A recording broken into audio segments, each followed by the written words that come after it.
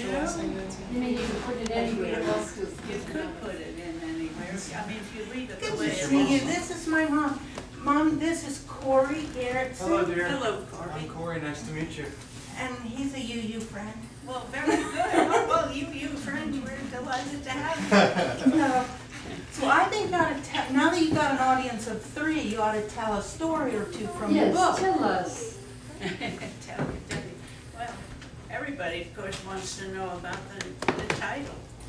And if you think of the nursery rhyme, Tom the Piper's son stole a pig and away he run. And so forth. Pig was eat, Tom was beat, Tom went running down the street. And pick up any children's book that illustrates that poem, and they'll show a little boy with a squealy pig under his arm running down the street. Well, you know, it doesn't really make sense, does it? The kid's not going to pick up a pig and run down and then eat it.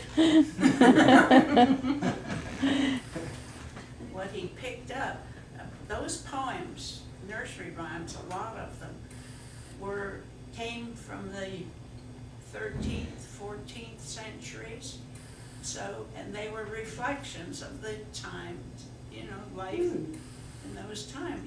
They used to have regular fairs, as we do still sometimes. We have a fair of this kind or that.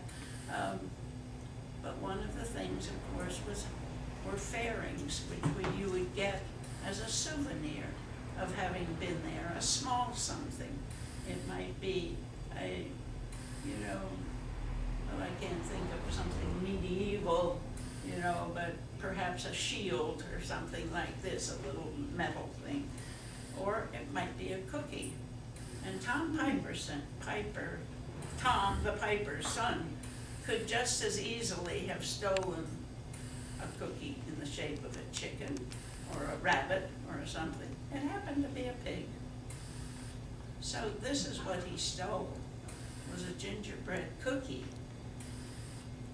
And it makes a lot more sense. It really does make a lot more sense. Yeah. So, and the deal is, all you do is you buy a cookie for $11.90 and you get a book for free.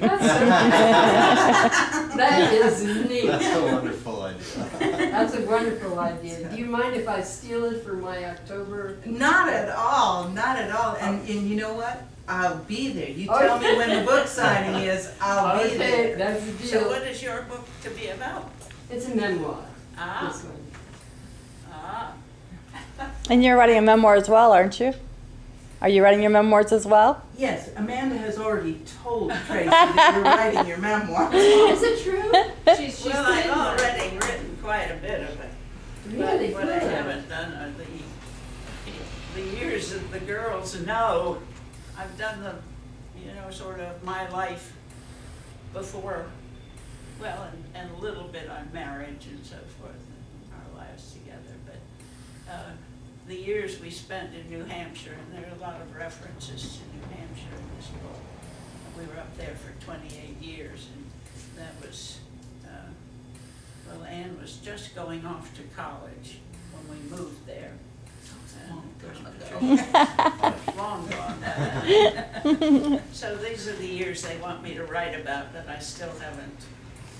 But I think it would be interesting to have much more, how everything began in your mind and your early days and so on. I think it's great.